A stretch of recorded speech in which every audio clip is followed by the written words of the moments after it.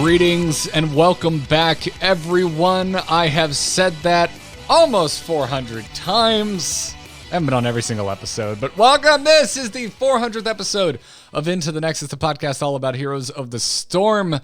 I'm Garrett Weinzierl, here as always with Kyle Fergusson, and damn, it feels good to say that again. Technically, I've missed some episodes too, but there was also a 199.5 as we held out for a developer interview for our 200th celebration. That's right. I forgot about that. Yeah. It's fine. Episode 400, everybody. Yeah, episode 400. We are here. I guess we could have done that holding out for a patch, but we'd be doing a lot of points. Da-da-da-da-da-da. Boop. Oh. Oh man. What a wild week. Naturally, the blizzard has been all over the news this week, and we will not be talking too much about that. There are other outlets for that business. I want to celebrate us. Today is Into the Nexus, the podcast all about Garrett and Kyle. That's today's podcast, somewhat through the lens of Heroes of the Storm, but we're gonna eat so many member berries today. You're gonna think the Star Wars prequels were good. Wow, that's how you're gonna feel. Except way to line it up. I like that. Except for Revenge of the Sith, which is legitimately good. Don't at me. But yeah. No one. I don't think anyone's wondering if we think Bobby Kotick should be fired because he's a monster. I don't think anyone's wondering about that. I think you know where we stand by now. Let's have a good time.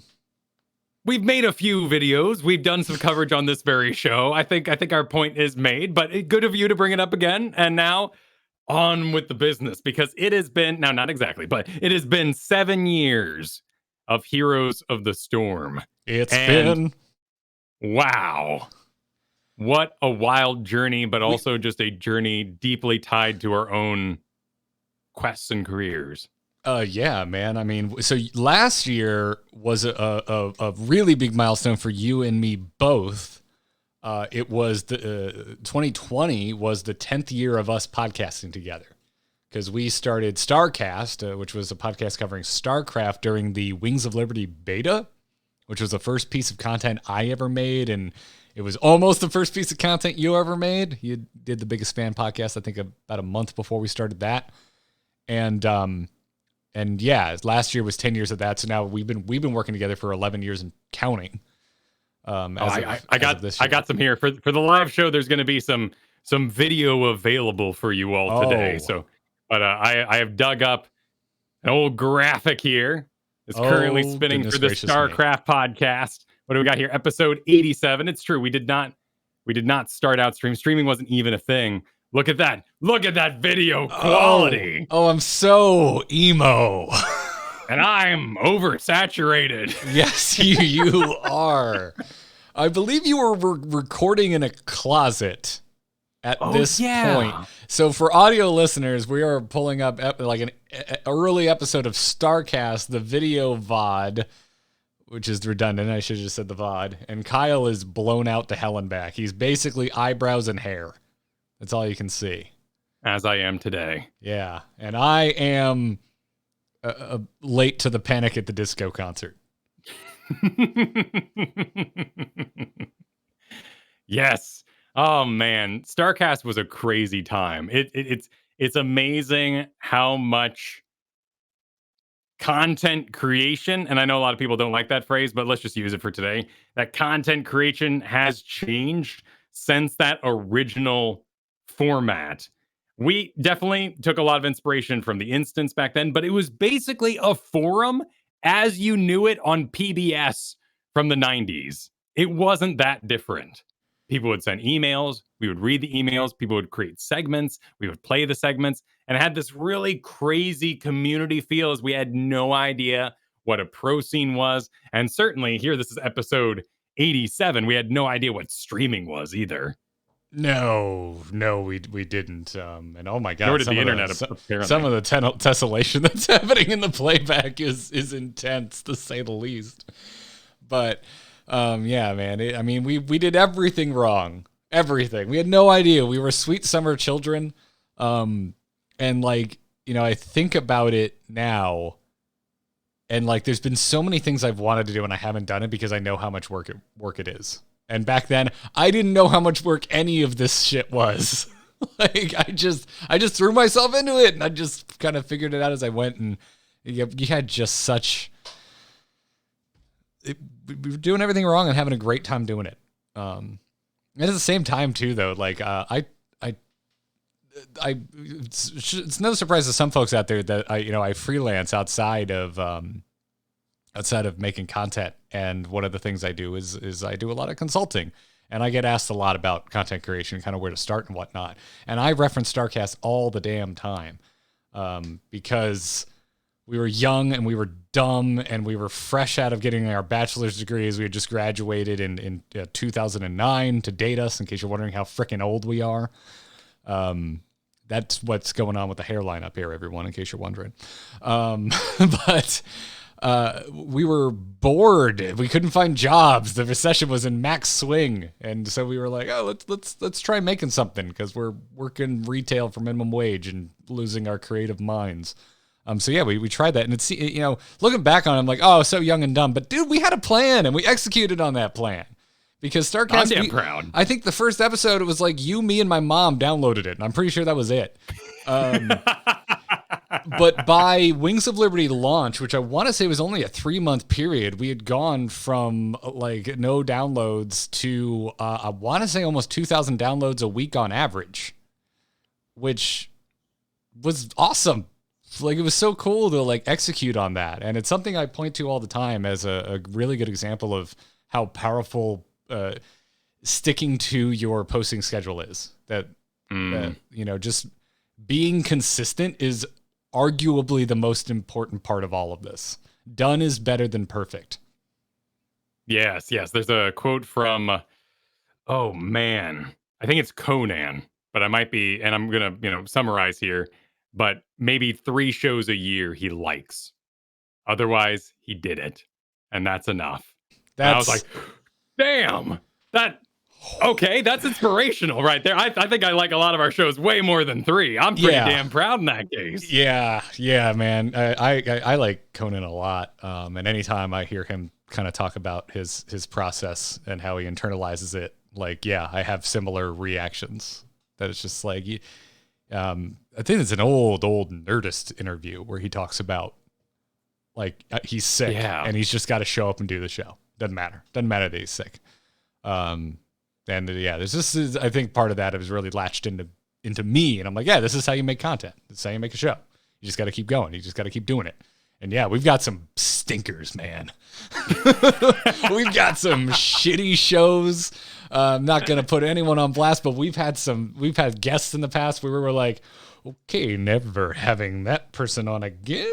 Let's make a note. What was going on? Why did they think the loudest possible place on earth from a tin can was an acceptable place to record? Mechanical keyboards in the StarCast days were a villain to audio production. You do not understand how impossible it was to get good audio quality out of the StarCraft community. It was bad. Well, and that's something that I think we both agreed on a long time ago. I came from theater, but you've always had this as well. Just the show goes on, that we hit record and it's time to do a show every week, and it's going to happen.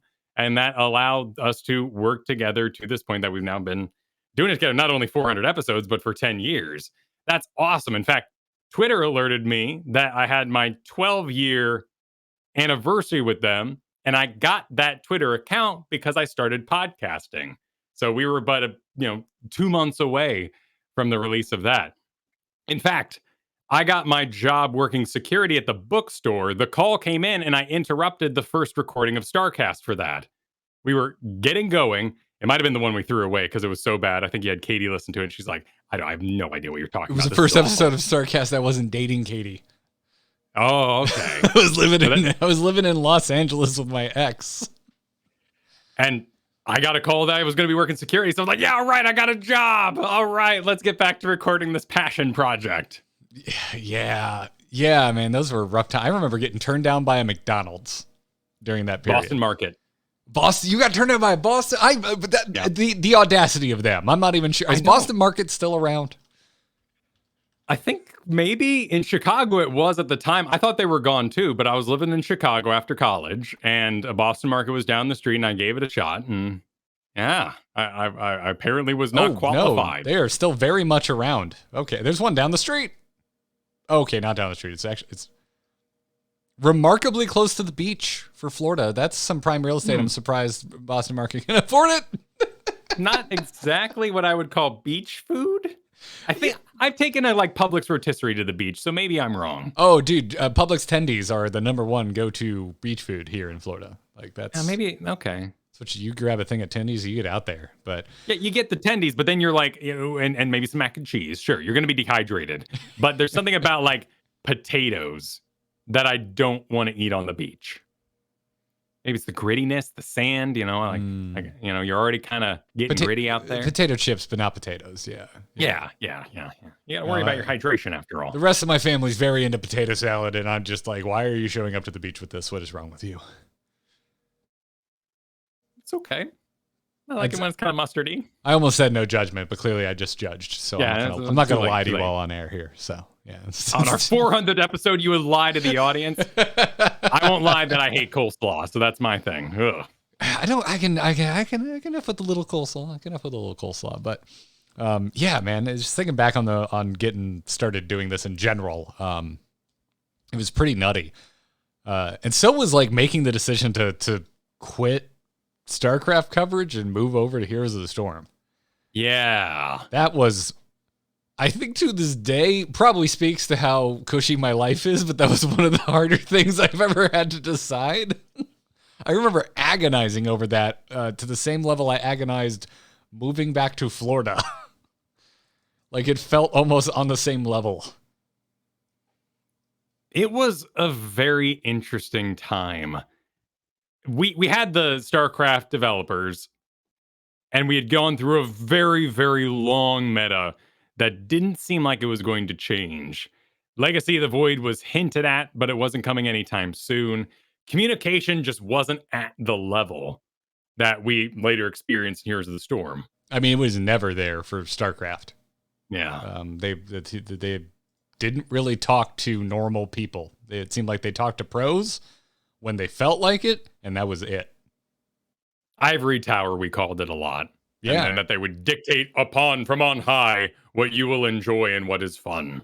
Yeah, which I found odd, and I think I internalized that, and I think it's a big reason why I really grew to kind of resent Overwatch, because it felt like it was all about the pro scene and forget the players at home that, make up the vast majority of your player base. So yeah, when I see games leaning too heavily into, we spend all our time nurturing the 0.001% of the pros out there, I'm just like, okay, cool, your game's not for me. I've spent quite a bit of time thinking about that transition from StarCast to Heroes of the Storm recently, because at the time, despite the growing popularity of League of Legends in 2014, despite the Dota 2 scene just starting to get going with Valve's product, MOBA players were extremely weird. We were oddities. We were Warcraft 3 custom game junkies. And here comes another game that simplifies a lot of the stuff that my friends, you included, were having problems with in Dota. The last hitting, the way the jungle worked, all these long games. I, to this day, cannot stand last hitting. I get that it is an extra level of complexity, but boy, I just on a base level, it offends me. As, what do you mean it's wrong to kill this thing in a video game? No, I refuse to accept this. Right, and there was an item called the Battle Fury in Dota, which would give you cleave, so that I could just go whoosh, whoosh, whoosh across the whole lane and hope to avoid last hitting. There were no guides. There was no streaming. So there was zero optimization. There was zero ideas of comp or roles or anything like that. And here comes Heroes of the Storm, which had been hinted about since like 2010, by the way.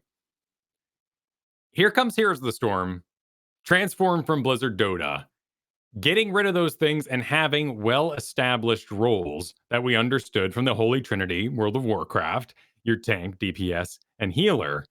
And it all made a ton more sense than saying something like, Venomancer, you're a crazy lizard snake. You shoot venom and you're super poisonous, almost like imagine a Lunara. But because you're based on spell damage and other factors, you will be the support this game. And he's sitting there like with giant fangs and a big cobra hood buying healing items in Dota. It didn't make sense.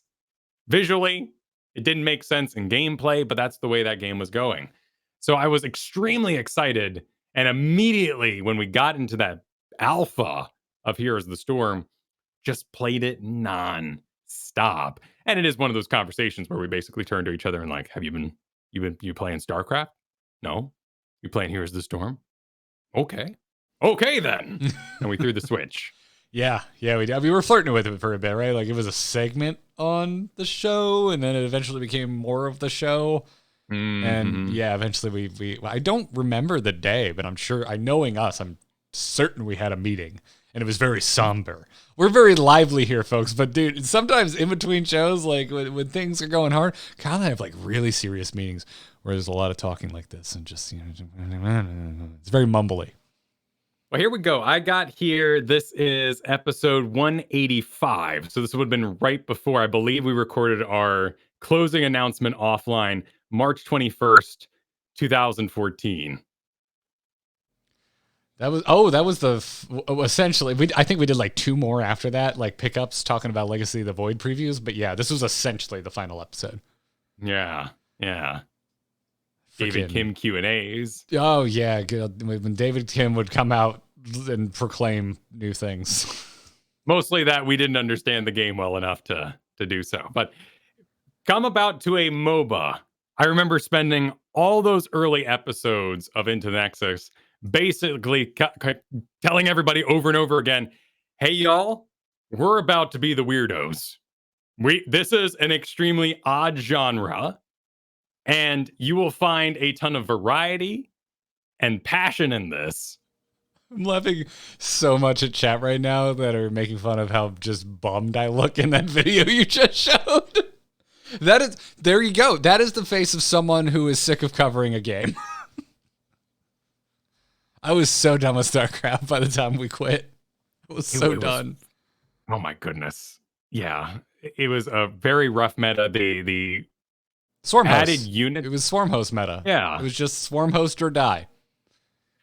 And then we got into the mines, the Widow mines, and airdrops, and it basically became a harasser's paradise as they tried to increase the watchability of the game, particularly in the early game, which meant nonstop harassment. And you either turtled and got starved, or you became a jerk. And the tools available in Legacy of the Void were more jerky. They were very jerky units, and there wasn't much else in sort of the more strategic kind of siege tank area. I mean, the story is its own thing. I think Legacy of the Void as a mechanical game is genius. I think that level where you move around your Nexus from point to point on sort of an elevator lift is phenomenal. I think there's so many cool ideas that push the RTS genre in Legacy of the Void. Yeah, I really came back around. I got back in the GSL hard last year. I watched every season. I still think that StarCraft 2 is my all-time favorite esport, and I think GSL is still the best production to this day. I think GSL is the best esport to go watch. Well, it's StarCraft 2 is the esport, but GSL is my favorite one by far. Just an amazing production. I'll probably just go to my grave thinking Tastosis are the greatest casters we've ever seen. Oh yeah, well, that product let us become personally involved in Tastosis too. They were basically performing a podcast. Like, how many times did they talk about X-Men or the movie they had watched over the weekend? Well, the opening phase of every StarCraft game is the same. It's boring as shit. You're gonna mine and you're gonna build buildings. So you gotta fill the time. So in a way, they fixed that with Legacy of the Void, and they got rid of a lot of the early rushes, and they changed the game to be faster. But it also changed that more like podcast feel we had with Tastosis. Yeah, but by that point we were already doing Into the Nexus, so we didn't care. Like, it took so long for Legacy to come out. We were like, we're over here now. And I feel like we would have loved it because like Co-op Commanders would have given us something a lot more kind of chill to sink our teeth into, and I love it. I've beat every level that they have in Co-op Commanders, and most of my commanders are high level. I've really come back to StarCraft 2 over the years, and it's something I really enjoy now that I'm not creating content for it. But that was we learned a lot. We learned a lot in the StarCraft days, but then this Heroes of the Storm remains unlike anything else I've ever experienced. Clearly, like, my big content break was Angry Chicken. That show exploded. It was right place, right time, right people making it that I was working with. But ITN, man, like, this community, y'all are just so hungry. Like, you just want to hang. You just want to talk about the game. This show still gets more emails than Angry Chicken, and it's not equal at all in terms of ratings. This is an active freaking community, and the likes of which I've never experienced. People are extremely passionate, and I do attribute a lot of that to the game. And I've believed that for a very long time. MOBAs are the darn best game you can possibly play because of all the moving pieces. There's not only so many heroes to play and put them in that infinite combination pile. There's also attitudes and human beings on the enemy side. Now we add maps to that rotation.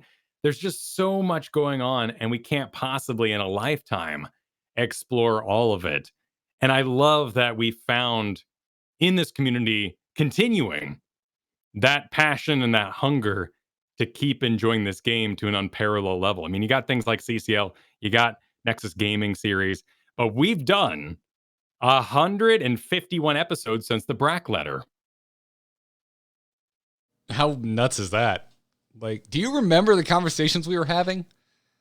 Oh, yeah. Well, you can watch it because the news broke like live. Like, we have a VOD up of us reacting to the HGC cancellation, like, essentially in real time, which is rare for us to react to anything in real time. Like, I don't consider myself a streamer. I know we live stream this, but we're not live a lot. Our shows, we have show notes. We write the show. Not what we're going to say, but what we're going to talk about. We outline the show every week, week in and week out. The amount of Google Docs taking up God knows how much data on our behalf is obscene. But that particular episode, I'm going to try and find it, but I don't remember which episode it was, is probably the most raw thing we've ever freaking done. And as I recall it, we had just finished recording a full-blown episode, and I believe covering pros who had received emails that everything was going to be fine. Right. You're right. That's exactly what happened. And then we just kept going. So it was essentially an after show that became its own episode. I'm going to type in HGC into the old YouTube here and see what comes up. But no, I don't want my latest Final Fantasy video, YouTube. What are you doing? The algorithm at work. Yeah, I didn't assign an episode number to it, but it's called the Death of Heroes of the Storm Esports. I'll send it to you in Discord if you want to pull it up. How wild. Yeah. At that time, we got on and we said, we're going to stick it out. We love our community, but maybe we'll have to teach you Dota if that's what we're going to have to do. Like, I love MOBAs, you love MOBAs, and we're going to keep going. We had talked about Dota quite a bit, actually. We were seriously talking about, like, all right, what do we go to? And we were like, League of Legends? Pfft, no, they're jerks. Let's go back to Dota. That was wild. Right. And what followed was 2019, one of the best balance years we've ever had. And into maybe weather anomalies aside, 2020 is one of my favorite metas ever. Yeah, no, dude, I'm with you. Sorry, I was trying to queue up I was trying to see what we look like, and yeah, it was definitely an after show because look at this. Oh, and there's the letter from Brack, which is still well, I was about to say still among the worst things I've ever read, but leaders of Activision have certainly moved that bar a lot lower. Yes. Yes, they have. I do want to take a moment before we go any further and just thank the patrons at patreon.com/ITN. You all made this show evolve in such an unparalleled way. When we're talking about content creation and we're talking about after work, when we moved over to Into the Nexus, by episode 8, I had moved all the way out to the Seattle area from Chicago. I'd quit my downtown day job, doing data entry there, riding the train down an hour every day to give this a go full time.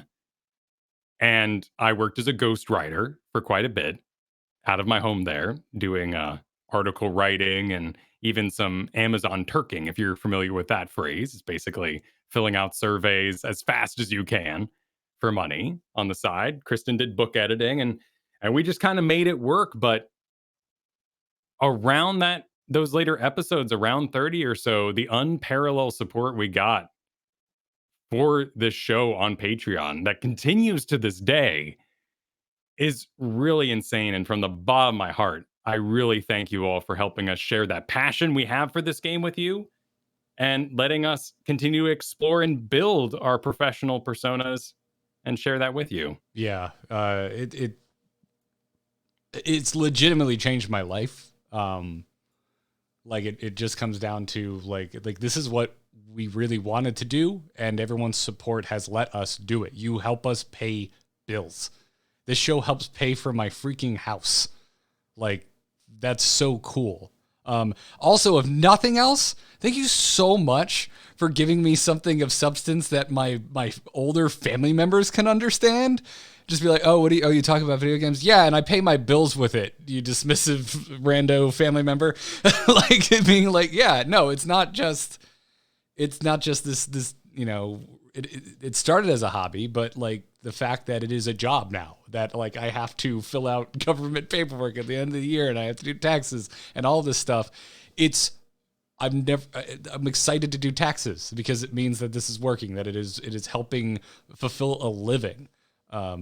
Which again, like going back thinking about when we started doing this stuff, we literally started podcasting because we were making such little money and we couldn't find any other avenues for fulfillment.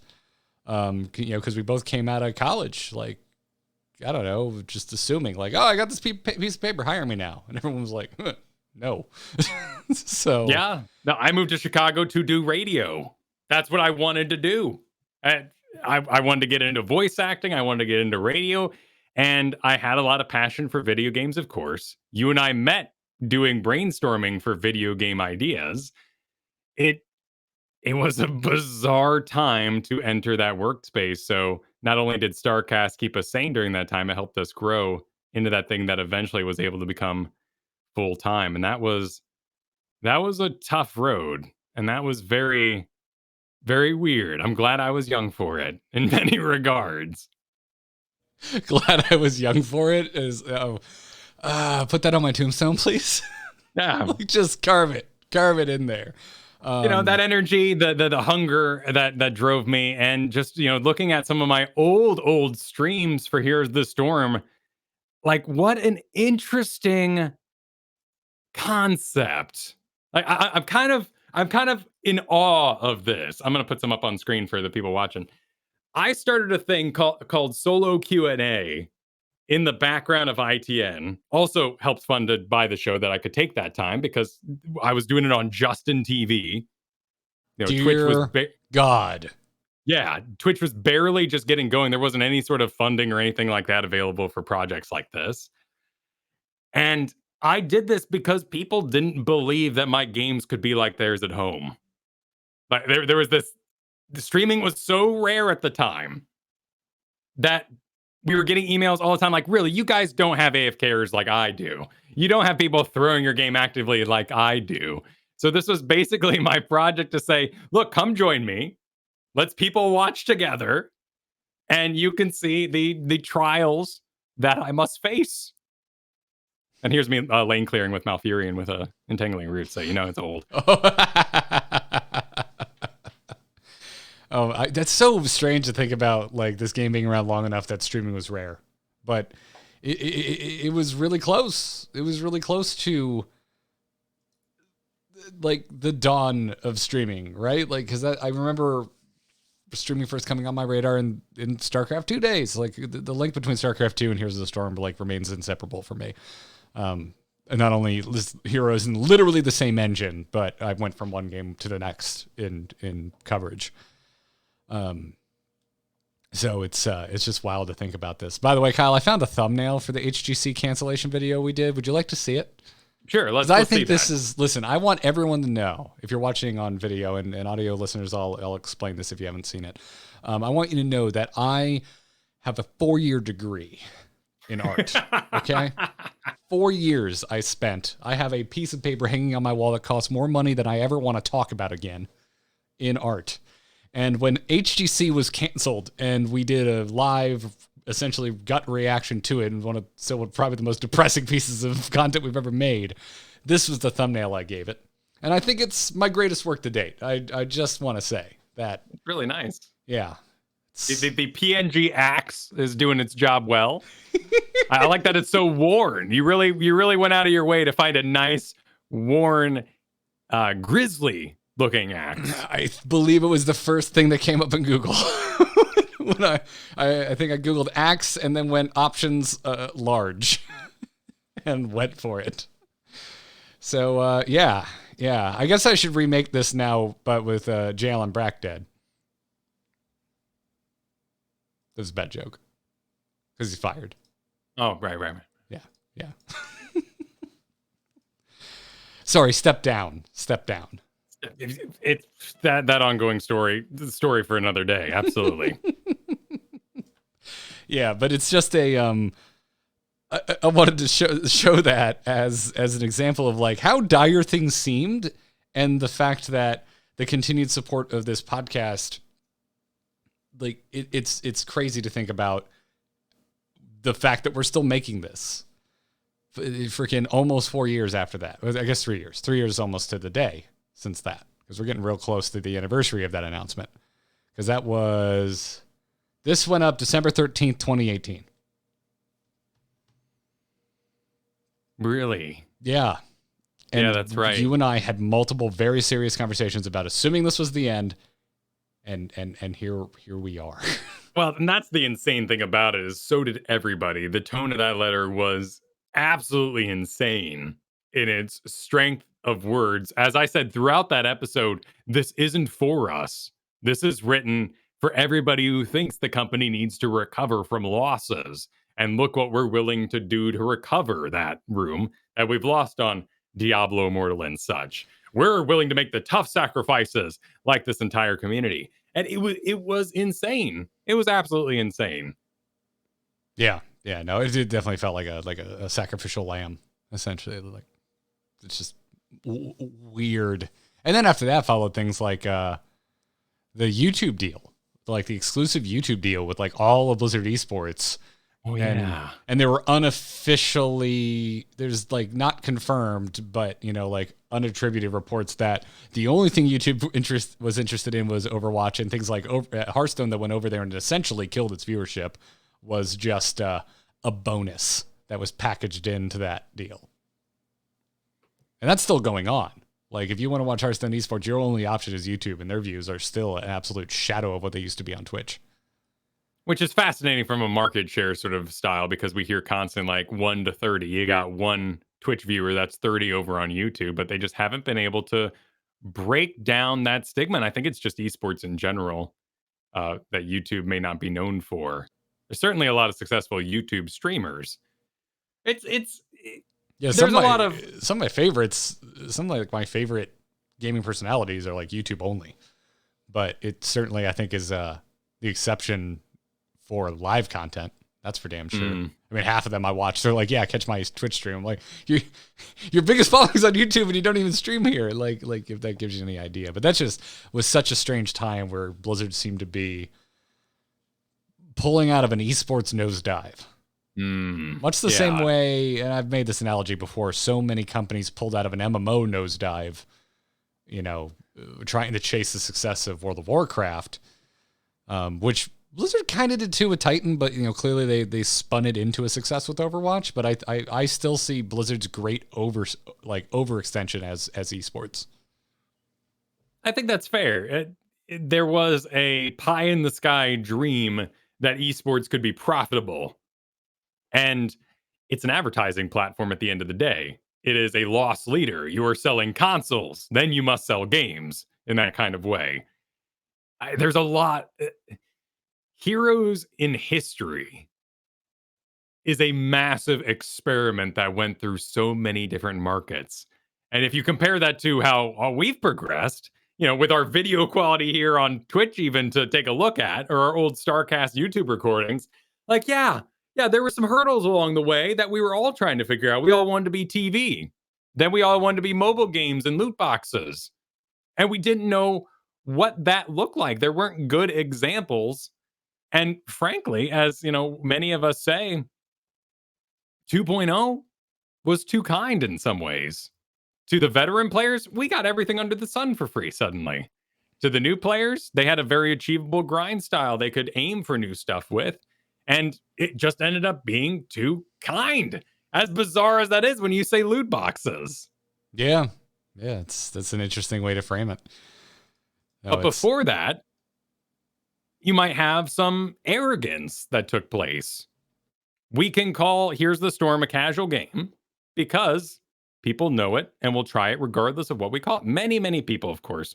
I'm not sure I agree with the full extent of this, but many people say that the most damning thing that Blizzard did as a company for Here's the Storm was call it the casual MOBA. And MOBA players don't want to think of themselves as casual. I think we've kind of figured that out now. With our NGSs and our CCLs and everything that we like doing over here. That is certainly the case, right? Like, I know it happens in other games, but I am more aware of all of the, what I would call leagues for enthusiast leagues. I am more aware of multiple enthusiast leagues in Here's the Storm than I am in any other game that I play. Like this is a game where people want to compete, even if it is on like a quote unquote entry level, if I can double up on a word. We all want to see what we're made of, but we want to have a good time while doing it. Yeah. Like if that makes any sense. Heroes is wild, man. And yeah, the post HGC support that we receive from our community, but also from the Heroes of the Storm developers. Like, because that was such a big sticking point of that letter, right? Because it made it seem like they were gutting the team. And we heard through the grapevine afterwards that, okay, that yes, a lot of people are getting moved off of Heroes to other projects, but Heroes is a really big team. So to say that, I think they said at the time it was being halved. We know it's smaller than that now, but at the time you were taking one of the bigger teams at Blizzard and having it, which still made it one of the bigger teams at Blizzard. So it was all in the kind of the wording of that letter. It just made it seem so doomsday that we were sitting there going, wait, hold on a second. We're still getting more updates than most other games put out by the studio. And so, yeah, the support was there from the community, but the support was also there from the people that were making the game in a way that really surprised us. And maybe before we head too far down that particular rabbit hole, you want to announce a giveaway? Let's do that. Let's announce a giveaway because everyone's favorite Heroes of the Storm team, 30K, wanted to help us celebrate. So, awesome. Dax, if you're in the chat, you helped set this up. Thank you so much for this. I went ahead and set up a bit.ly, but this is all from 30K and Dax. They helped set this up. They're running this. But they are giving away some 30K swag. So if you want to enter for a chance to win a 30K t-shirt, a long sleeve tee, or a hoodie from 30K, you may already technically be entered, but you do need to go over to the Woo Rise giveaway. It's similar to Gleam if you've ever done anything like that. But I set up a bit.ly. Just go up to bit.ly/400nexus30k. And I'll go ahead and post it here in the chat room for everybody. And you can enter by following ITN or N30K on Twitter, visiting both of our YouTube channels, or visiting both of our Patreons for a chance to enter. And you can do all of those for individual entries. So you're probably already following us there, because you wouldn't be listening to the sound of my voice and not following at ITNcast on Twitter. You wouldn't be super excited about 30K swag and not following at 30K.org on Twitter, would you? Would you? Surely not. It's okay. You can go do it right now, too, if you're not, by the way. You can absolutely go enter right now. And then just stop by the YouTube channel. Stop by the Patreon. You don't have to become a patron. You just take a look. Just take a look. We're not going to hit you with a 1 hour timeshare speech, I promise. So that's probably a lot like what it is to try to explain Here's the Storm to somebody. Tell me about this game. All right. XP share. XP share. XP share. Can you see yourself on Cursed Hollow every night? Now, see, you might be solo lane, but you get to share in the combat at the objective. I had a nightmare last night, dude. Oh, did you? Oh my God. 3 level up Zool running down my lane as my 4-man died. Oh man. Oh, one of the toughest spots to be in.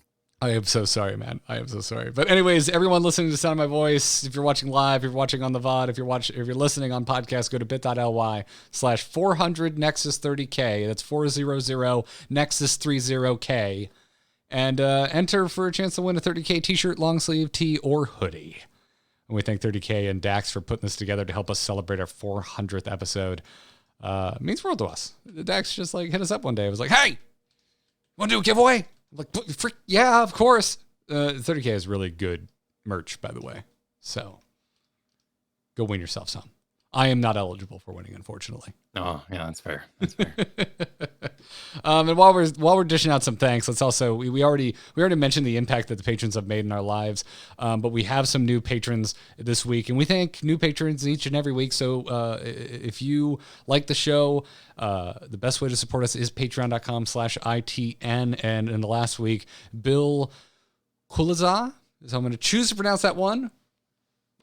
My last name is Weinglass, so I'm sensitive about this. I hope I didn't butcher it too much. And also Tracy Stone, thank you for supporting Kyle and myself by heading over to patreon.com/ITN and signing up. It's completely opt-in. It's an opt-in subscription. We're not going to put the show behind a paywall, but if you like what we're doing, you want to support us, that's the best way to do so. And you can join our Discord. You can join us for our monthly game nights. The dates don't work for everyone, we know. It's just a little extra perk. But we're doing one tonight, Kyle. We're doing a special episode 400 game night, the Patron Bonanza, as we'd like to call them. And if you're enjoying the walk down memory lane that is this episode, we're going to do even more of it in between games tonight. Yeah, we're going to be watching some of those old trailers, like the Call of Kel'Thuzad, the Mecha Storm, that Ragnaros business. And we'll probably watch that Orphea one, because it's a really good feat of animation. Even if a bit sullied in our memories. Poor Orphea players. Yeah, it's just the old days. The old days. But you were saying before we go any further, did you have a thought that you were continuing on? Whoa, yeah, now I'm trying to remember where I left off, which was... Oh, I guess... just post HGC. And how heroes slowed down, and obviously we haven't had new battlegrounds, but updates didn't slow down. And suddenly you and I kind of noticed that it was like, oh, we don't have esports to balance around anymore. And then suddenly you and I were eating it up. I personally as a player at home, as just an enthusiast, I'm not a great player of Heroes of the Storm. I know enough to be dangerous. Post HGC Heroes of the Storm is my favorite. 2019 on is my favorite stint of this game, because they started balancing for us and not the best players in the world. There was a lot of love there from the developers. We had some real stars that have since moved on. Some are still with the team. They,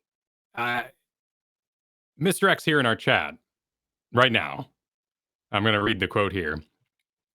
Talking about the cancellation. It didn't have to be that way. You got that support due to a lot of the people who really wanted to keep things going for the game they loved. And that love shined through. It was visionary. And I mean that in its full remark. Like, there's an expression so often that we can't afford not to do that. And sadly, at Blizzard Activision, there's been a lot of we can't afford to do that. But our developers saw their assets available to them and worked within the confines. And sometimes, like your George Lucas Star Wars and an old horror movie, sometimes constraints force you to think outside the box and inspire creativity.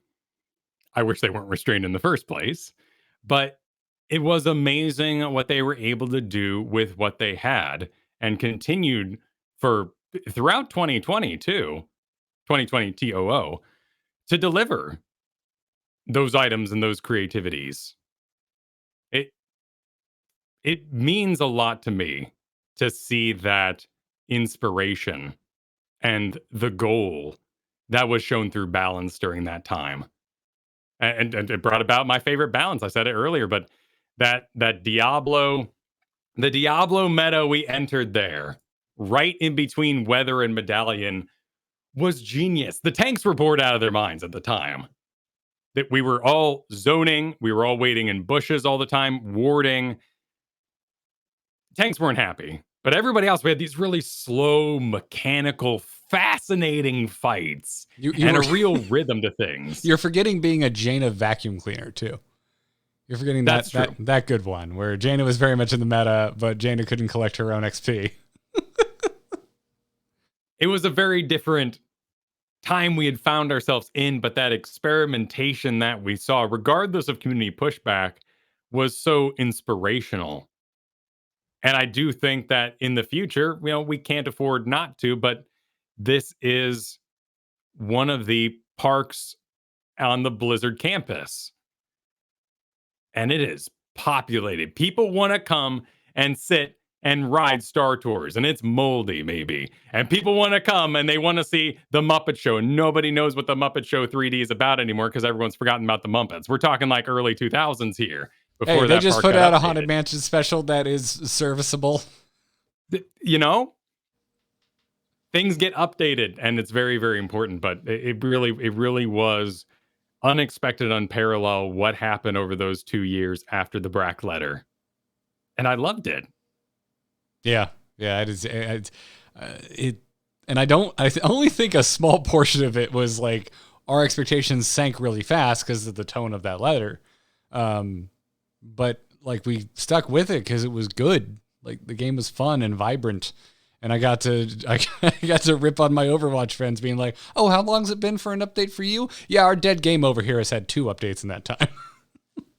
It's a very easy time period to focus on, but I do kind of want to go back a little bit and just talk about some of that star treatment that us as podcasters, oh my God, got at 2018 BlizzCon. Very much thanks to Lashes. Very much thanks to the whole team that decided our little show was something of note and allowed us to be a part of the convention, stream live from it, perform our shows, interviews there at the actual con floor. It was just an unparalleled time. Yeah, it was, again, like it's hard not to draw comparisons to our experience with StarCraft, but with like, that was essentially non-existent. We got our first Blizzard employee interview on StarCast like right before we ended it. And that show ran for almost 200 episodes, 1 episode a week. So what was it, 4-ish years, I guess.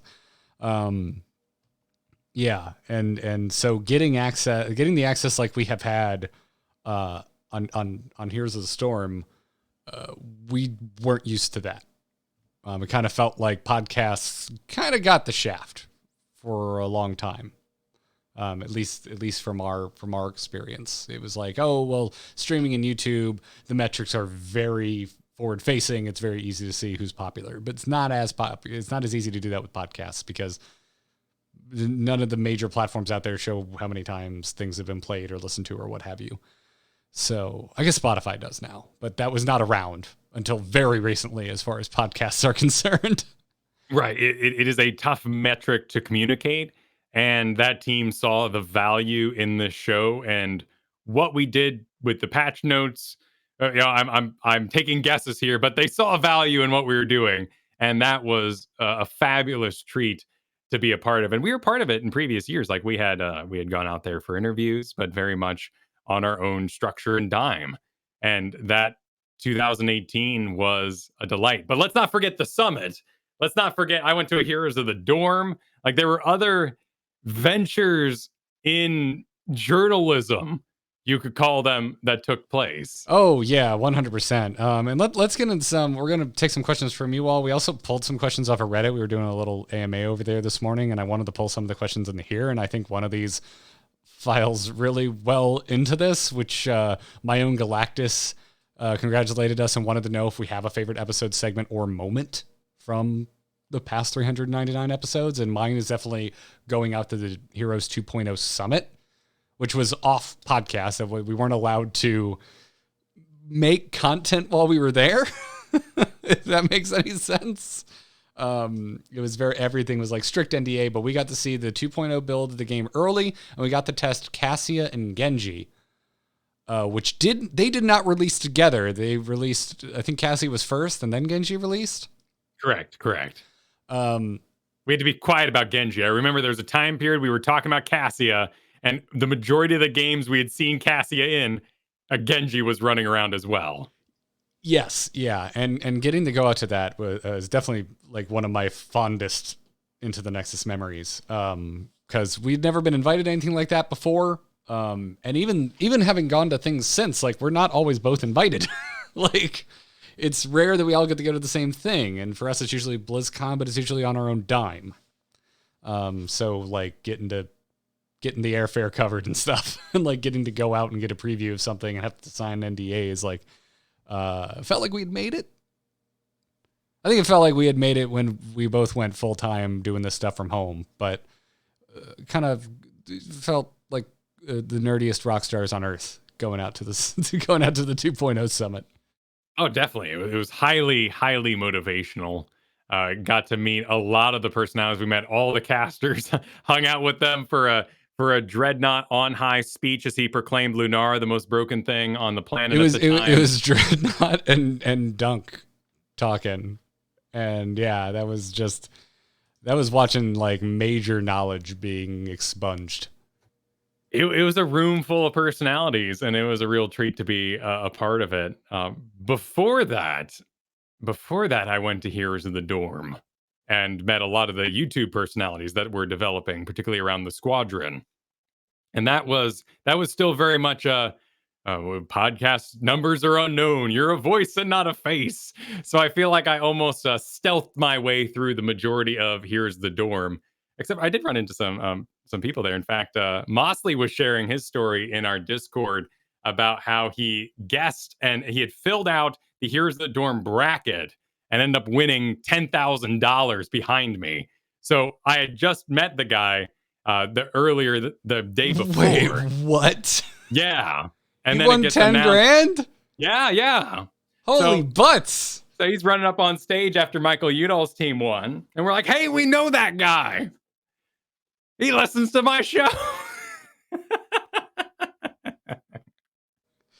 I'm grabbing some the few photos we have from the 2.0 Summit in case you need a reminder of how bad the forward-facing camera on iPhones were back in, when the hell was this? 2017? 2016? Oh, the 2.0. Yeah, that would have been so our post show would have been episode 159 in March 2017. Yeah, this was us exhausted coming back on the bus. Oh yeah, to the we were hotel. partying late. Yeah, Yep. This is our rap album cover. pretty good. Yep, some good stuff. Oh wait, here we are throwing some hand signs. I appear to be reading a phone. Oh man, if you want, you want to feel young. When was the last time you flicked off the camera, Kyle? It's been a while. It's been a while. I'm a professional now. You remember dope ass Here's the Storm swag? Oh yeah, the big loot box we got in the mail. Oh, the mail was busy. That was wild. And then we all got Nexo Mania masks, which was probably one of the weirdest streams I've ever had, and definitely one of the strangest gifts I've ever received. Yeah, it was genius. Let me just untie mine here and see if I can get it on over my face. Nope. Oh wow, that's not stretchy. You really got to undo those laces. Yeah.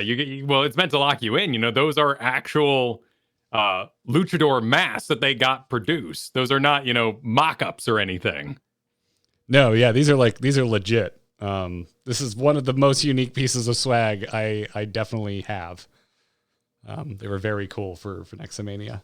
Oh man, and Soph in the chat brings up one of my emojis, which is because Here's the Storm sent us a whole cake. Oh my God! Yes, I remember the cake. I'm birthday sure cake in the mail. I am certain I have a picture of that somewhere. That was wild. They sent us cookies, dude. I've got a picture of the cookies right here. Yeah. They sent us. They sent. You know what?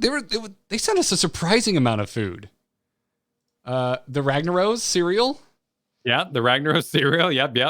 Yep, that was good. It was straight up. Somebody, I have a feeling, Lashes, are you in the chat? Lashes, were you the poor soul that had to rebox Fruit Loops? Because these were 100% just Fruit Loops that were reboxed. Well, they had to. I believe they had to include, like, for safety, they had to include the actual Fruit Loops little tag in there to make sure we knew that they weren't feeding us unknown things. Oh, that's right. Oh, here we go. I found the video from 2017 June. All right, hit me with it. All right, hang on. It appears to. Oh, it doesn't want to work at the moment. I will experiment this, but I got the video here of me eating the cake I was sent, and that's wild that they mailed a cake. Yes, that was very surprising. Also, the cake was good. It was good. Which I was really surprised about. It was moist. It was scrumptious. Like, it was a mailed cake, and it came in one of those, like, if you ever get like a HelloFresh or a Blue Apron. Here we go. Oh, Time okay. to play. All right, this is visual. It's for the audio audience. Oh my God, I never saw this. This is amazing. Oh yeah. What, dude? Why didn't this is where my emoji cake face comes from? Why didn't we play this on the show?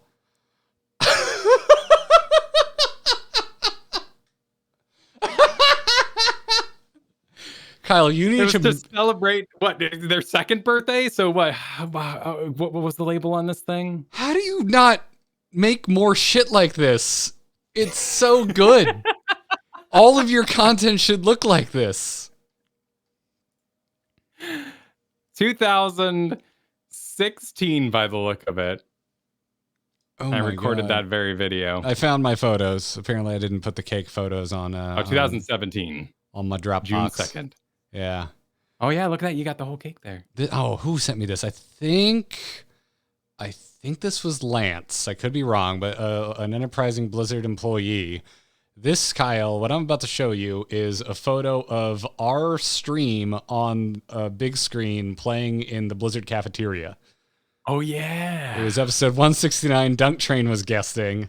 And I'm pretty sure it was Lance. I apologize if it wasn't Lance, but someone took a picture and sent it to us and said, "Hey, you're on the cafeteria at Blizzard campus." These are the kind of things that just like make you feel awesome. Like, and just like, oh, cool. I'm not just creating content and pushing it out into the void. Yeah, man. That's awesome stuff. Yeah. Oh man. Oh, like I'm getting so I'm getting verklempt. Getting nostalgic. Yeah. Getting nostalgic about it. Yeah. What was one of the other ones? Oh, here, while we're just riding the train of good feels and awesome shit that has happened to us as a result of this show, Ravio on the Heroes subreddit wanted to know, since we've been covering Heroes for so long, has anyone ever recognized us in real life for doing this? The oddest one for me was I was on a cruise. You got recognized on a cruise? Yeah, and I laughed. I laughed at the stage performance, and someone, I forget their name now, had hung around and was like, "Hey, are you Kyle? Because I recognized your laughter in that show." So it was an isolated experience. It was during Hurricane. What was that hurricane I went on a cruise during? Oh, hit Florida. The one that hit us? That would have been and ruined Irma. all your water. That would have been Irma. Yeah, it was during Hurricane Irma. Bad, man. We were lucky. It slowed its roll by the time it hit us, but that's wild. So I want to say it was the third BlizzCon I went to, Katie's second BlizzCon. We were in line for a hot dog, and that was the only time to this day that I've been recognized based on my voice. I was talking to Katie about something, and if you've never been to BlizzCon, everyone, it's loud as hell all the time, constantly, everywhere. The sound systems that they bring out to those things are really good. The bass is incredible. And so you have to project. If you're trying to have a conversation with someone, you have to project. This voice I'm talking in right now, I do not talk like this normally. I'm much more of a mumbler. But, yeah, so Katie and I were talking about World of Warcraft, whatever they announced for World of Warcraft, and yeah, someone turned around and were like, "Hey, you sound familiar." I was like, they didn't remember what show. I was like, Into the Nexus or Angry Chicken? They're like, "Oh, both. I listen to both." I was like, "Okay, yeah, hi, I'm Garrett." Probably the funniest one ever of those was not me. You might have been eating with us. We were sitting out back of the Hilton, eating food from the food trucks. And Joss was with us, and someone from a distance yells, "Are you Jocelyn Moffat?" Like based on her voice, and it turned out to be Ben Brode's brother. Okay. Yeah, and that's how. So that was the wildest one of someone being recognized for their voice that I've experienced. I mean, obviously we get recognized a lot at BlizzCon. Katie's joke she loves making is, "Oh yeah, my husband's famous at BlizzCon." Like, it's the only place people really recognize me. I've only been recognized outside of BlizzCon. I wrote this on Reddit. I think it's only been 2 times. And one was at my local comic shop, and one time was at the Gaylord in Orlando. It's a big hotel right by Disney. Katie and I were staying there for, I think it was our first wedding anniversary. And we were just like walking around the atrium, and someone was like, "Hey, are you Garrett?" And I was like, "Yes." We weren't there for a nerdy convention or anything, so that one sticks out. Nice. Yeah. But no, typically no, we're not. Well, it's enough to get stopped at the grocery store. Well, it's podcast, right? So it's very much stealth mode at a lot of these, unless you've come by the live stream. So you're taking a fraction of a fraction, and then finding those people who might recognize you too. So, but it's always been a delight to go to BlizzCon. For many years, it's been a revitalizing time to get to see and interact with people that you know their names online, but then they become real people to you. Yeah. Oh, you know what? Another one. So this is, I haven't met this person, but another one that was really cool was I do not know how the context came up, but I have a friend I have known since preschool. You know Steve, because he's friends with our mutual friend Brian, who did the original Into the Nexus music. But Steve's a doctor now, working at Tampa General Hospital. We've been friends our entire lives, and I don't know if he was on the phone with me or something, but the name Garrett got mentioned somehow, or maybe they were talking video games. But it turned out what would you call it? Like when he's going through what's the thing when you're about to become a doctor? Your residency. So I guess he has an attendee, whatever the main doctor is that you report to. Apparently was a listener. Oh, because he was like, "Wait, you know Garrett Weinzierl? I listen to his show every week." And he's like, "Yeah, I used to pick on him in 3rd grade." Like, that was one of those. Yeah, that was one of the weirder ones for sure. So that was a fun text to get. Like, yo, my boss listens to your show, you freaking dork. That was a good one. But yeah. Well, so here's another Reddit question that isn't just about how awesome we are, Kyle. What was our favorite meta? Oh, I've already said that 2020, right before the medallion meta, was so super solid. Like I said, boring for tanks, but so that was XP globes, but no medallion yet. Correct. I think that might be my answer too. If I'm honest, I really have trouble kind of thinking about the different metas at this point. We've been through so many. Double support stands out. Trickle XP stands out. Orbs stand out. Medallion stands out, but it was so close to orbs, I kind of conflate the two. Yeah, we had so this would have been right when the weather was turned off. Things were pretty solid during the weather, but the weather was causing performance issues, and we were experimenting with a number of ideas. Yeah. But we were post XP orbs dropping. Well, and I answered this on Reddit too, that because I'm with you, Ezo, in the chat room. I liked double support meta.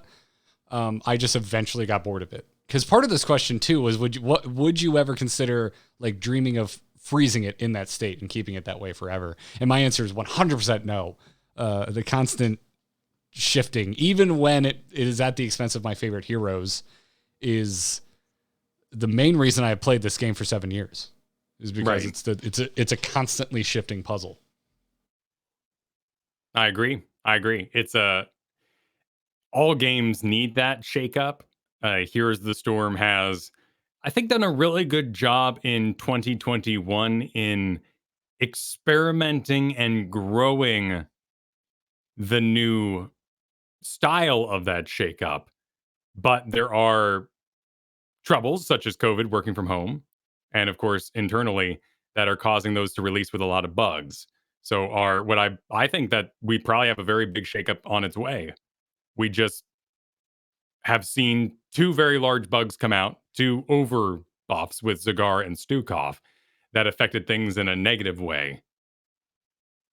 And it's right to take that time right now. Again, I do dream for a world where we can't afford not to, is more the slogan. And those sort of things are a thought of the past. Because I do think outside of our bugs, this year has been very interesting and introduced some really cool ideas. Yeah, I'm with you there. The bugs don't bother me as much. I realize they have a much larger impact on the competitive side of things, and I don't mean to downplay that, but I would much rather see frequent changes and pushing of the envelope than trying to play it too safe for the sake of bugs. Yeah. Like that's definitely where I fall. Kyle, as I'm perusing pictures, do you remember when we were on Brawl with the Blues? Because apparently I took a screenshot of the announcement of it. Oh, I was nervous as hell. I was too. Yeah, because we were with DJ Tyrant and McIntyre, and I don't think I had ever met McIntyre before this. No. As I remember, this was 2016, so this will be our first one, right? I was on another one at one point with Trixler, but I don't remember the specifics. But yeah, this one I remember being terrified. I'm pretty sure I played a Thrall, and I think I really disappointed McIntyre at the time. I think I played a Brightwing. Man. I think I played a Brightwing. Does it say which dev played with us? Because you always played with a dev, because that was the whole point. Well, in 2016, that may have been Trixler who was leading this. Oh, you're this right. play session. I always forget that Trixler was an employee at one point. Yeah, and then soon after that, all the launcher stuff started firing up, and my face there smiling was whenever people opened the box. We had ITN advertised when it was live, and as far as we know, that was someone actually sitting there having to physically upload and take down images and advertisements in the BattleNet launcher. You could not schedule it on a calendar. Always take screenshots, Kyle, because you know what? There's us on the launcher, apparently following Medivh's release, because Medivh was the key art. I hadn't updated the logo yet. We were still the way too horizontal logo at that point, as I like to call it. Yeah. Let's see what I got. It. Let me do some searching here and see what I got in the old launcher box. Yeah. Oh, you can see our friends Derivo and Gorath and my friends online playing. Oh yeah, here we go. Here we go. All right. Oh wait, no, I've got more than one. Oh, this is gonna be interesting then. Oh. Yeah. Let's see. These are not loading. They are not happy, but they are coming out of a spinning drive. The old computer, the old computer file that's labeled old computer and has like 7 reinstall times through it. It's been through a lot, is what I'm saying. So I don't expect this image to open anytime soon. It makes sense. Okay, so we won't stall for it. Here. Now you got it. Okay, here you go. The floor is yours. It's a little small. It is a little small. Oh, I remember that. You looking at the box of Ragnaros. Yeah. Yep. Oh, yeah. I guess you're pouring it, and just because of the cropping, it's a little. Yeah, it's flying past a Star Wars shirt, funnily enough. So, the internet wasn't as censored. I don't know what the right word is there, but I don't think you would get up on a Blizzard program wearing a Star Wars shirt. No, we've recorded things in the past, and they've told us that we have to cover up any branded stuff in the background. Yeah. Yeah, like I've got you can't really see it because of my blurry background, but I've got a Stormtrooper helmet in the back there, and I've had to cover that up for Blizzard recordings in the past. But yeah, oh boy, those were the days. Those were the days. Shall we get to questions that aren't from the Reddit? Sure, let's do it. Just go on down here.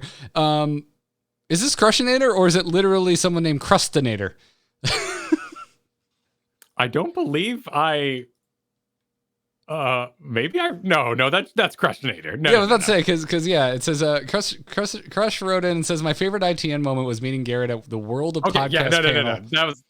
Okay. Mistake. At 2019, and it was my first time in Southern California, first time in a major convention. I got to meet a lot of cool and familiar people, but I remember being in the crowd during that show with my ITN shirt and my Alliance hat on. Going to the stage left afterwards to meet folks. Garrett was taller than I expected, and we had a short convo before I gave way to everyone else looking to meet panel members. I was sad I didn't get to meet Kyle, but Kristen had just given birth to Flynn, and he couldn't attend. I hope to see Garrett and meet Kyle someday in Minneapolis. I remember this, Crush.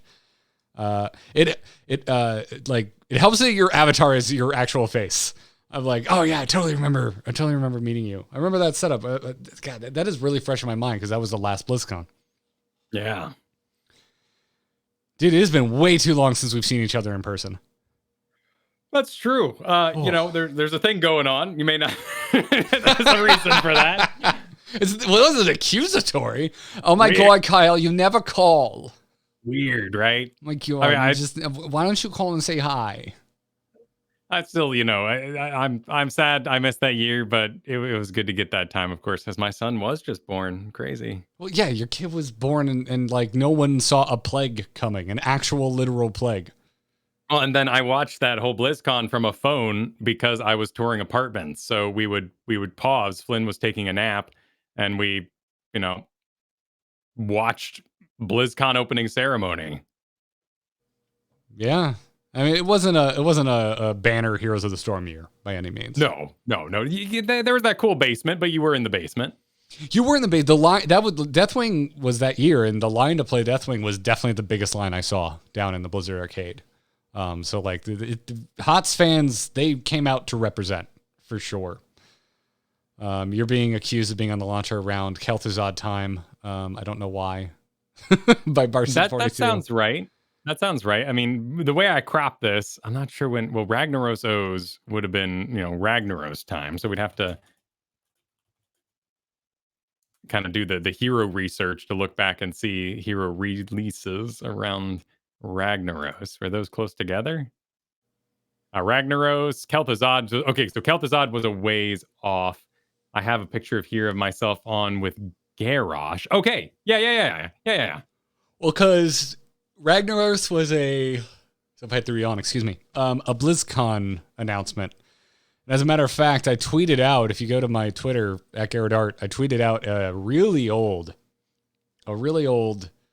interview we did with some HOTS devs from 2016. And I tweeted it out because if you remember, that's the interview that we started before the PR rep was in the room. Oh, right. Yep. Because it was, I can't remember the names of the devs now. I'm so sorry. But it was the map guy, John DeShazer, was it at the time? Was it DeShazer? That makes sense. I tweeted it out. Let me just pull it up real fast. Of course. Please open it up in the Twitter window and not actually link me out. I appreciate it. TweetDeck. I can even show it right here. But the whole reason I posted this is because I remember this as the interview we started early. Oh, it was John DeShazer and Claudio. Yeah, okay. All right. Yeah, you're right. Yeah, it was DeShazer and Claudio. But we started early, and the PR rep wasn't there, and it was Lindsay, who we know and love and no longer works at Blizzard. But at this exact moment that I'm showing, you can see my eyes trail off to the corner, and I wave to somebody. And then you will see my face get very concerned and look back, because I realize we done messed up. We should not have started the interview without the PR rep present. Now, I'm in my own world. I don't even notice this. I think the other two devs did, though, and they came in and they're like, let's go. Let's rip this. Let's do it. I'm going to totally put this on Claudio and DeShazer. No. But, No, I am. I'm doing it because, listen, it wasn't our first rodeo. We had done some BlizzCon dev interviews before. We knew how it goes. It is on us to a certain degree. However, I think I even saw on the note that it was Lindsay, and I think I may have made an assumption that she was like, oh, they're good. They're not going to grill our devs. They're going to ask them shit they shouldn't. But I was very wrong. She was just running behind because it's BlizzCon and everyone runs behind. And man, yeah, it was just, it's great. I could play that back all day, where it's me waving and saying hi and then just going straight into concern. Wave, smile, turn back. What are the devs saying? Eye goes back. The smile disappears. Yeah. We miss Lashes. We miss Lindsay. I'm still in touch with both of them. Lindsay and I still joke about this event to this day. It's just that moment of, oh, I messed up.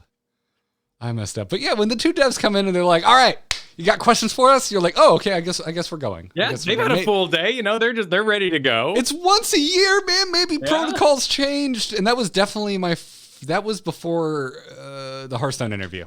So that was my first interview of BlizzCon. So I didn't know. That was, if I remember correctly, too, I think that was like first thing in the damn morning. I remember we got to interview, I think it was the following year, Lana. And she was so surprised I asked art questions. Oh, really? Yeah, she walked in there a bit with a sigh and was like, I'm not going to answer anything balanced for it. We're like, yeah, that we know there's other jobs on the team. I think at the time there was just a lot of exhaustion from the Reddit AMAs, and they were concerned that we were there to just grill them and corner them about balance, regardless of that being their profession. Man, I love talking art. Like, I wish there was more excuses to have those kind of conversations. And it is to me, it's one of the biggest challenges of us being primarily audio. Like, our biggest audience is audio only, right? Like, that's the most of you out there. That's how you get the show. But like, I have so much respect for game artists, and I just love geeking out about it. In another time, it's what I really, really wanted to do. Yeah. And so I'd like, even though I don't do anything really like that anymore. I still do a lot of graphic design. I guess there's plenty of graphic design applications in gaming still. But like, I just feel like, it's my people. Like, it's like, I just want to. Makes me miss art school. So I love talking art. Cricket wrote in and says, my first Heroes in Esports event at the 2015 BlizzCon was electric and amazing to see and feel in person. Most specifically, the Cloud9 murky pickup in the semifinals. Oh my God, I remember this. This is one of my favorite esports memories. That year, they also announced Cho'Gall, Lunara, and Greymane in the main hall, and everyone was ecstatic. And my elf druid, Savannah Lava Nart, still mains Lunara today. Damn. ITN-wise, the following year in 2016, I met Kyle and Kristen cosplaying as Sonya while watching some of the earlier Heroes matches. Let me switch you over to full screen there, Kyle. It was so fun getting to chat about the games and matches. Thank you for always being so kind and welcoming. Hopefully it's okay to post this, but of course it is. Of course it is. Share your stories. I remember that Kristen cosplay because they cut it into the next day in the highlights. There was like a highlight intro that for day 2 of HGC. And they grabbed clips from the crowd from the day before. And so every time they played that little spot before a new round would kick off, we got to see Kristen in her full-on Sonya regalia, flexing her muscles so hard. Like, God, I remember that big time. But the murky pick, oh my God. Yeah. The Leoric, Tassadar, Brightwing, Abathur, Murky comp on Cursed Hollow. It's famous, It's I remember this one because, like, Katie loves Warcraft. She's never really gotten to Heroes, but she loves Murky. And, so, like, she was just hanging out, and then Murky got picked, and suddenly she was in. She's like, I want to watch this game. Oh, man. Wild. Breakdown sent us a message, said, I began listening to Into the Nexus when I started playing in 2017-ish, which led me to There Will Be Dungeons, which led me to try some D&D with friends, which led me to being the full-time DM of our campaign that is 30-plus sessions in, and the main town is called Principal City. Shout out to Bo. Nice. You made another DM, Kyle. How does that feel? All right. They're just spreading the love, spreading the desires. It's the best role there is in D&D. I can't blame them. Good on you. Good on you for stepping up. You got to be brave. You gotta share it. You gotta make more DMs, man. I know you don't want to share it, but you have to. Where did we leave off? Clags. Clags says, my fondest HOTS memory is November 2015, watching BlizzCon, where Cloud9 did the Abathur Murky strat. There we go. I had just adopted my dog that same day and named him Tychus. It's 400. Fuck yeah. I'm going to give myself an F on there. That's awesome. That's so dope. Clark says, it was so cool seeing competitive HOTS being played like that, and I was instantly hooked. Oh, that's wonderful. I'm trying to think about my pet. No, I have no Blizzard named pets anymore. I had a cat named Arthas once. I don't think I've ever had a Blizzard named pet. The meanest animal I've ever owned. No, name fits. They must be purged. I've never had a cat make me bleed more consistently. Bully cats, they happen. Bully cats do happen. It's very strange. His brother was the sweetest thing on earth. Anyway. Yeah, a lot of mentions of Murky here. Axis says, me and my buds have been playing Heroes for 6 years together now. It's always brought us together. I taught my girlfriend to play during lockdown, and now we play every day after work. So HOTS is a very special game to me. I can thank it for bringing me closer to the ones I love. Nice. Yeah, I haven't really thought about it, but like our friendship is very important to me, Kyle. And yeah, I mean, who the hell knows? I don't really talk to many of my friends that were like WoW friends or whatever anymore. So it, like, I think without HOTS, you and I might not be as close as we still are. No, I mean, certainly it brings us together. It got us talking together. It's a game style, just MOBA in general, that I care greatly about and want to share with everyone that I can. I mean, the connections I've gained through it are unparalleled. I mean, I got to play with so many personalities, not only in Brawl with the Blues as I went, and I gained my own confidence to go forward and start, being more out there and produce my own independent shows like that DMGI I do where I teach D&D, go on to There Will Be Dungeons. I met those guys by playing Here's the Storm because they were playing Here's the Storm, the core. And then we all started playing D&D together. Now that show's still going. Yeah, we met Gorath. I just knew him as the best Nova ever. Yeah, and then exactly. Then he became a prolific podcaster in his own right. Yep, and those games were my weekend team games with the core guys, as that kind of became our centralized stories for quite a while. Getting involved in NGS, thanks to Kai Berries, who knew me from the Heroes Hearth Wednesday games and the CCL, as it was the Celebrity Clash at the time. which through that I met Mockery, and now we do an AO's Clubhouse podcast together, the Pokemon Unite show. Like, Heroes is full of extremely passionate people, and a lot of them understand hard work, which makes sense because you got to work hard in Heroes. It's not about showing up and coasting by. If you want to climb, it's not any different than working out or learning any sort of profession or hobby. You got to hit play. Yeah. You got to do it. It's been awesome. Oh, we got a message here from someone named Dax. I have no idea who this is. No. Nor do I know if they make really quality memes or not. Could be the same one. Yeah. But Dax writes, episode 211 was the first episode I listened to. How do you know this? How do you remember what the first episode was you listened? You know what? I guess first episode of the instance I listened to, they were talking about the opening of the gates of Encourage. Okay, so yeah, you could probably seek that out. I could probably. That podcast has so many episodes at this point that'd be hard to find. So you know what? No, that is seared in my memory. I can follow that. But yeah, Dex says I remember it to this day. I had sold my MTG collection and was heading to meet the buyer and had it in as I just got into HOTS maybe a day or two prior.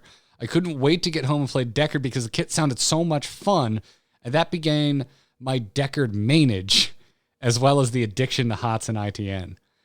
Damn, that's a moment. Yeah. Shedding your Magic the Gathering past, right, and accepting your Heroes of the Storm future. Wow. Huh. Hot damn. Dex is in chat right now saying because Deckard was just teased, so you guys were covering Deckard. Yeah, that makes sense. That was Jeff Kanata. Right. What was that, PAX? Yes. It was a PAX announcement. Did the announcement there at PAX with them. Started their kind of weird tradition of announcing Heroes not at BlizzCon, I believe, if I remember correctly. Well, we were still getting enough Heroes where there were Heroes releases happening outside of BlizzCon. That's true. Yeah. Those are fun times. Yeah. De La Soak wrote in, says, my girlfriend got me into HOTS during the Overwatch HOTS Genji skin promotion. Shortly after, I started listening to the podcast and realized that I'd heard Garrett and Kyle before, back when I was hooked on StarCast during long bike rides to and from work. That sounds sweaty. I don't know where you live. But well done. Yeah. Now my girlfriend and I are many seasons deep into playing together in NGS. I still prattle on about, quote, what Garrett and Kyle said last week when I recount episodes of ITN for her while she patiently listens. Well done. I recount episodes of ITN for Katie as she patiently listens. Oh, everyone's got, they said this and then this said this kind of stories. Sometimes it's about a meme you saw on TikTok. Sometimes it's a YouTube video. So we're all guilty of it. I'm glad we can be a guilty pleasure in that way. Yeah, it's outside of ITM, but I was so proud of our intro to our Final Fantasy Nexus Gaming News video this week that I put it on for Katie. I was like, Katie, I'm so proud of this. I worked so hard. Watch this. Kyle's a genius. You should be. You should be proud. It's excellent. Thank you. And then while we were watching it, I legitimately laughed. So I feel like I did a good job on that one. But yeah. Ghost Daughter wrote in, says, I cannot remember the episode, but my favorite ITN moment was when someone wrote in saying that they gave the advice they learned on the show in a Storm League game and another player on their team started bashing Garrett and Kyle. I'm so glad that's one of your favorite memories. I forget the direct quote, but it was something along the lines of, quote, those guys who give don't hold real conversations. Garrett's response of cracking up and calling the guy a weirdo and some other random insults had me dying of laughter. Oh, real-time conversations. Yeah, This wasn't that long ago. No, this was at least this year, I think. That's all of our fake conversations. Yes, yeah. It's like those guys. Those aren't real time conversations. I'm like, what is this? What are you talking about? You psycho? I don't know. If people think we script this, that's insane. That's you. What a goober. Who thinks this is scripted? If this is scripted, we're the shittiest script writers on earth. Yeah. Yeah. No, if this is scripted, I'd get someone a lot sexier than me to read the script. All right. Final one here. Mosley wrote in. Oh, that's the story I was telling earlier. Oh, sick. All right. Yeah. Mosley says my favorite Heroes and Kyle moment was the Seattle Heroes of the Dorm event. I met Kyle and Kristen in line to get into the event. Kristen was cosplaying as Sonya. The event was amazing and so many of the devs. Lots of giveaways. Great Heroes action. Michael Udall's team won and I won the bracket challenge for $10,000. Well, I did get to see Kyle and Garrett a year later at the Seattle. A year later, the Seattle event was a highlight. Another good memory was ITN, the Core, and other podcasters getting together for some fun made-up games. The first team to 100 coins on black cards was hilarious when someone died. Coins everywhere, dude. The old Heroes charity brawls, those like special games, legitimately pissed me off to a level I couldn't express with using the English language. They tilted me so hard. I've never been more angry working for good.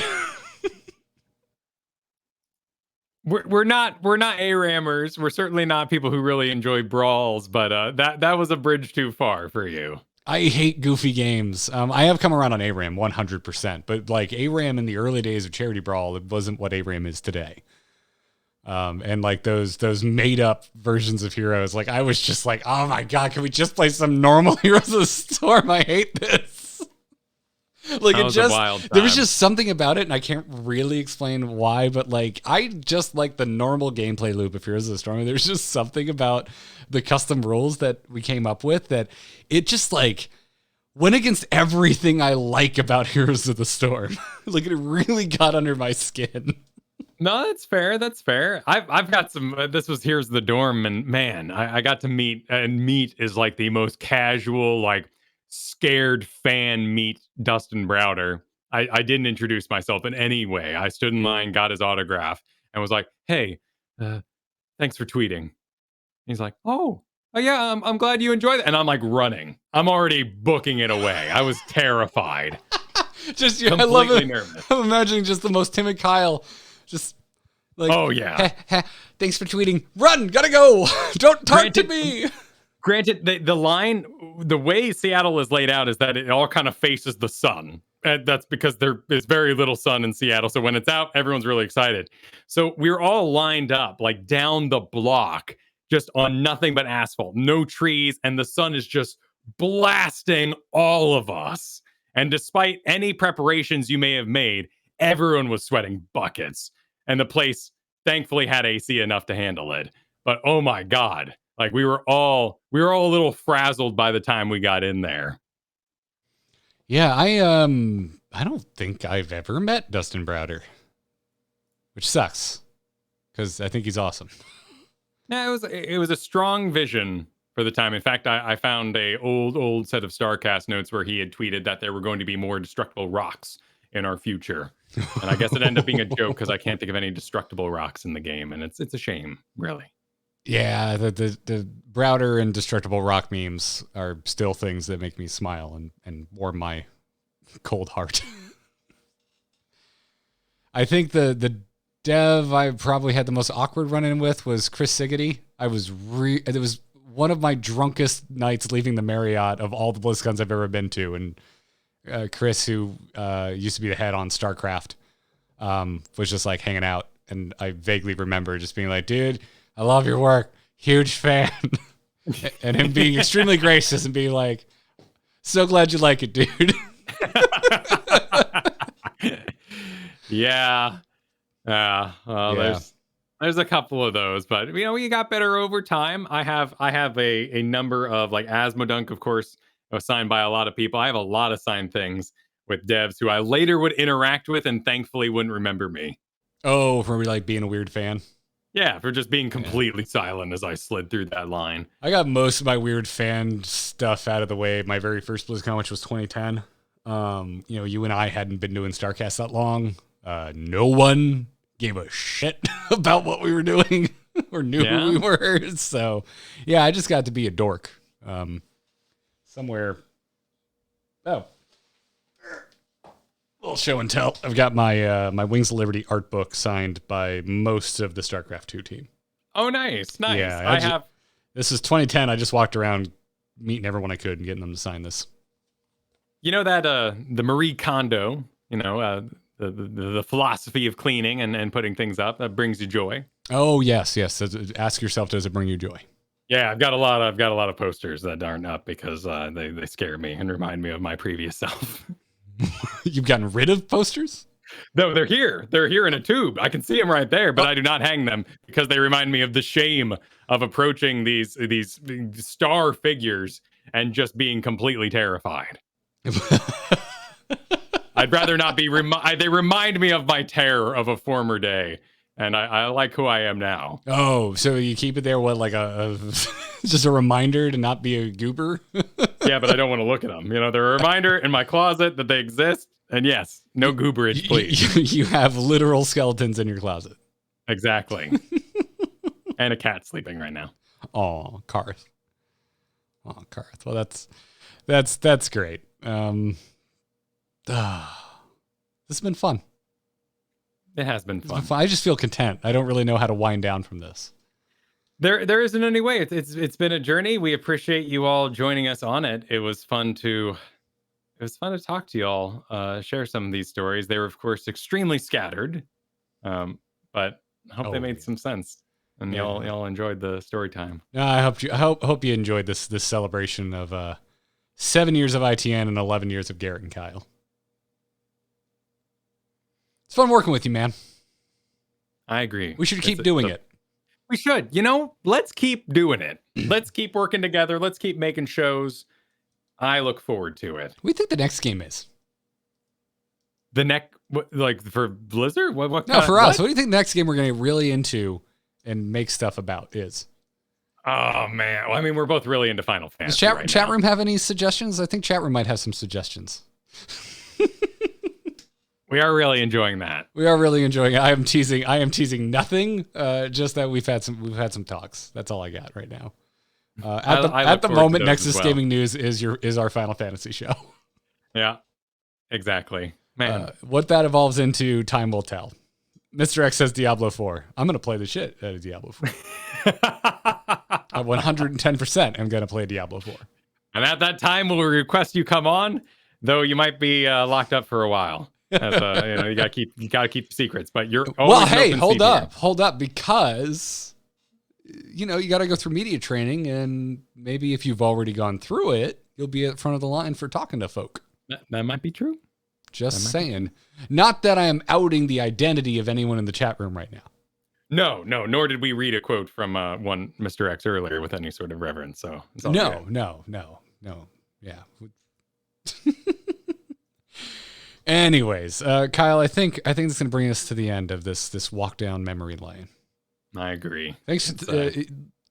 Thank you, everybody, for listening. Thank you for the support.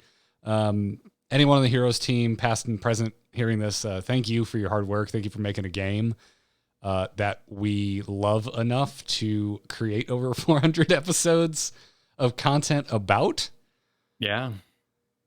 And it's for the love of the game, It's I don't know how true my feeling of Heroes of the Storm continuing life after the cancellation of HGC being the Blizzard Resistance. I don't know how true that is, but I have this sense that Heroes wouldn't have continued to be updated in the way we've seen it updated post HGC if it was not for some folks at Blizzard taking it upon themselves to make sure that happened, that the game did continue on.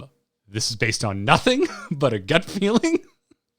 But if I'm anywhere in the ballpark of that, and it's true that this game is still to this day sees updates because of blood, sweat, and tears, we appreciate it. And apologize for the times where we forget that and we're kind of jerks on the show.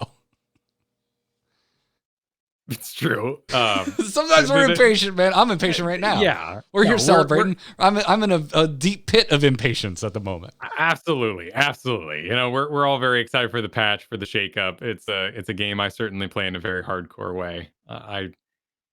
Your passion has not gone unnoticed. I'm sure we are banging at the door saying, "Hey, pizza's ready. There's the pizza. We're hungry. We're hungry, Ma." Oh, yeah, there's nothing better you want when you are busy working and trying to concentrate than someone going, "Is it done yet? Is it done yet? Hey, what are you doing? What's going on? What are you working on there? Can I see?" But thank you for letting us look over your shoulder from time to time, seeing some of your work there as it gets done, for pestering you with emails. As per my last message, we deserve it. As per my last message. We 100% deserve it. Yep. So thank you to the HOTS team. Thank you to our listeners.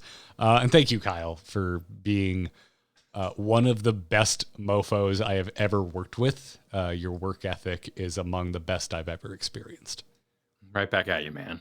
Well, let's bring it home before I get misty-eyed, because we got more of this to do tonight while playing games with you all. Into the Nexus, as always, is supported by our badass mother effing patrons over at patreon.com/ITN. Thank you so much for the support, everybody.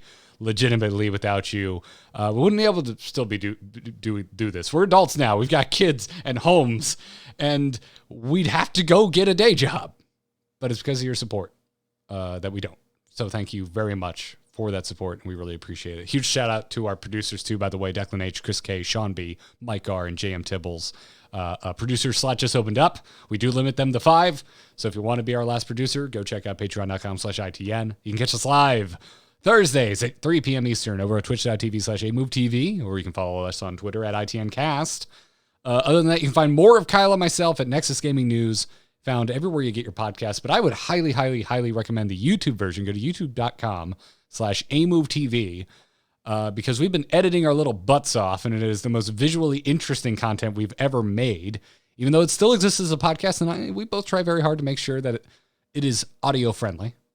But I'm so proud of that video version. So if you want more Kyle and myself, and you want to follow our Final Fantasy journey, because that is definitely something that's happening now. I am definitely into this game, and I'm going to be sticking with it for a little bit, if not a lot of bits.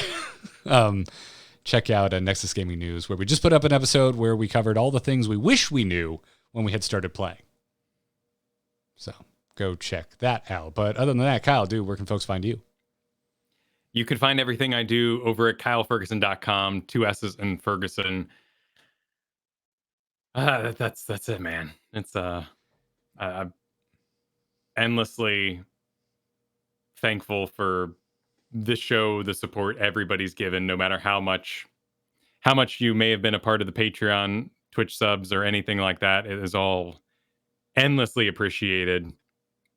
As I kind of tell these stories, and Garrett can attest to this with doing outreach for guests and everything else. You know, you took a scared little man and helped make him a content producer, and y'all gave me confidence. It means a lot to me. So thank you for being here. Likewise. I was definitely the more extroverted of the two weirdos talking in the microphones right now, but I would not call myself confident either. And that's 110% something that you all gave to us that I can't put a price on. Means the world to us. Thank you for being a part of something that we are proud of, that we brag about to our families. Yeah. And we'll see you next week. But until then, and as always, good luck and have fun. Take care.